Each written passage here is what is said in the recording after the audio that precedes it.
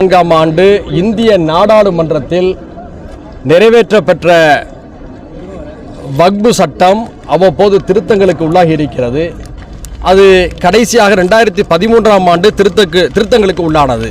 அந்த திருத்தங்கள் எல்லாம் வக்பு சொத்துக்களை பாதுகாக்க வேண்டும், அவற்றின் வருவாயை பெருக்க வேண்டும், அவற்றின் மூலமாக இறை சொத்துக்களான பள்ளிவாசல்கள், மதரசாக்கள், ஈத்கா திடல்கள், தர்காக்கள் உள்ளிட்ட அனைத்துடைய மேம்பாட்டு பணிகளும் சிறப்பான முறையில் நடைபெற வேண்டும் என்பதற்காகத்தான் அந்த திருத்தங்கள் எல்லாம் மேற்கொள்ளப்பட்டது.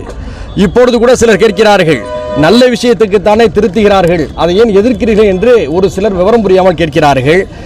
சீர்திருத்தங்கள் வேறு, சீரழிவு என்பது வேறு.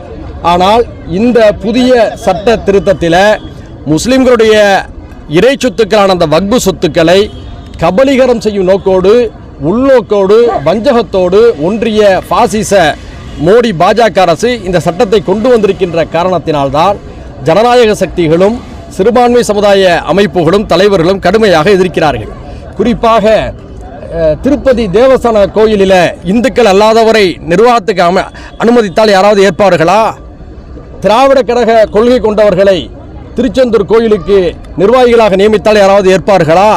சீக்கியருடைய பொற்கோயிலில் சீக்கியர் அல்லாதவர்களை யாராவது நிர்வாகத்தில் அமர்த்தினால் அதை யாராவது ஏற்றுக்கொள்வார்களா? அப்படிதான் வக்பு சொத்துகளுடைய நிர்வாகத்தில் முஸ்லீம் அல்லாதவர்களை நியமனம் செய்யக்கூடாது என்று வலியுறுத்துகிறோம். இதில் அவர்களெல்லாம் நிர்வாகிகளாக இருக்க வேண்டும் என்று சட்டம் கொண்டு வருகிறார்கள். அவர்கள் RSS காரர்களாக இருக்கும் பட்சத்தில் எப்படி ஒரு நிர்வாகத்தை சிறப்பாக அவர்கள் வழிநடத்த முடியும்? என் குடும்பத்துடைய நிர்வாகத்தை நான் தான் பார்க்க வேண்டும், என் குடும்பத்துக்கு சம்பந்தம் இல்லாதவர்கள் பார்க்க நான் அனுமதிக்க முடியாது. அப்படித்தான் இதை பார்க்க வேண்டும். அதே போன்று இந்தியாவில் இருக்கக்கூடிய வக்பு சொத்துகள் எல்லாமே முஸ்லிம்கள் ஆட்சியாளர்கள், முஸ்லிம் செல்வந்தர்கள் மட்டுமல்ல, இந்து பெருங்குடி செல்வந்தர்களும் இந்து சமூகத்தை பின்பற்றிய மன்னர்களாலும் கொடுக்கப்பட்டிருக்கிறது. உதாரணத்துக்கு நம்முடைய தமிழ்நாட்டில் சேர, சோழ, பாண்டிய மன்னர்கள் மட்டுமல்ல, தஞ்சை ஆண்ட மராட்டிய மன்னர்கள் உட்பட எல்லோருமே வக்புக்கு சொத்துக்களை தானம் எழுதி வைத்திருக்கிறார்கள்.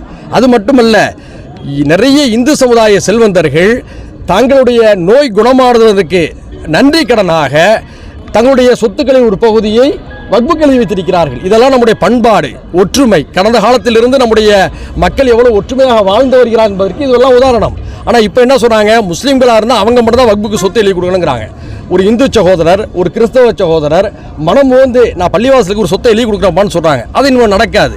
அது மட்டும் இல்லை, இதற்கு முன்னாடி வக்பு சொத்தில் குடியிருக்கிறவங்க யாரும் பட்டம் கேட்க முடியாது. இப்போ என்னன்னா 12 வருடம் யாராவது குடியிருந்தாங்கன்னு சொன்னோம்னா அவங்க அந்த வக்பு இடத்துக்கு உரிமையாளர்களாக மாறிடலாங்கிறாங்க. அப்போ இப்படிப்பட்ட சட்டங்களை எப்படி ஏற்க முடியும்? மனசாட்சி உள்ள பொதுமக்கள் எல்லோருமே எதிர்க்கிறார்கள். எனவே தான் இன்னைக்கு அவங்க மிருக பலத்தை பயன்படுத்தி நாடாளுமன்றத்திலும் 2 அவைகளிலும் சட்டத்தை நிறைவேற்றிட்டாங்க. ஆனால் ஒன்றை புரிந்து கொள்ளணும், சர்வாதிகாரம் என்பது பெரும்பான்மை என்பது சர்வாதிகாரம் அல்ல.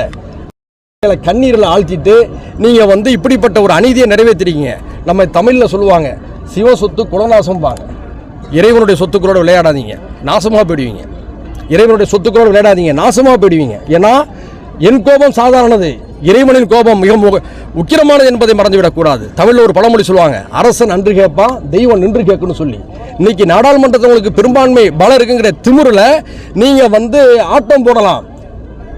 நாங்கள் நிதானமாக நின்று போராடுகிறோம். ஆனால் தெய்வம், இறைவன் எல்லாவற்றையும் கவனித்து என்பதை மறந்துவிடக்கூடாது. இதில் பெரிய ஒரு ஆறுதலான விஷயம், இந்த சட்டம் வந்த உடனேயே பெரும்பான்மை இந்து சமுதாய மக்கள் வலைதளங்களில் கடுமையாக கண்டிக்கிறாங்க. அந்த சமுதாய மக்களுடைய இறை சொத்துக்களை ஏன் கபலீகரம் செய்யணும்?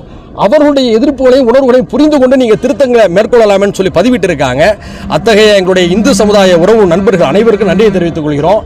இந்த சட்டத்துக்கு எதிராக நாடாளுமன்றத்தில் மிக சிறப்பான முறையில் எதிர்வினையாற்றிய காங்கிரஸ் கட்சியின் தலைமையிலான இந்தியா கூட்டணி தலைவர்கள் அத்தனை பேருக்கும் நன்றிகளை தெரிவித்துக் கொள்கிறோம்.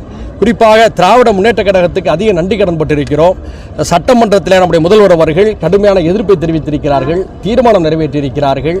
தமிழ்நாட்டைச் சேர்ந்த திராவிட முன்னேற்ற கழகத்தின் நாடாளுமன்ற உறுப்பினர்கள் மிக தீவிரமாக எதிர்த்திருக்கிறார்கள். அதே போன்று இந்த சட்டத்தை எதிர்த்த அனைத்து கட்சியினரும் அதிமுக உட்பட எல்லாருக்குமே எங்களுடைய நன்றிகளை தெரிவித்துக் கொள்கிறோம்.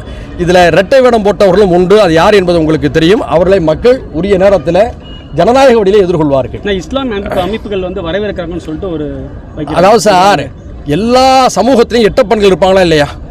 நாம் பார்த்துக்கிட்டு இருக்கோம். தேச துரோகிகள் இருப்பாங்களா இல்லையா நம்ம நாட்டிலேயே? எல்லா இடத்துலையும் ஊழல் செய்கிறவங்க இருப்பாங்களா இல்லையா? இந்த ஒரு சிலதை வைத்துக்கொண்டு எல்லாவற்றையும் மொத்தம் நடைபெற முடியுமா?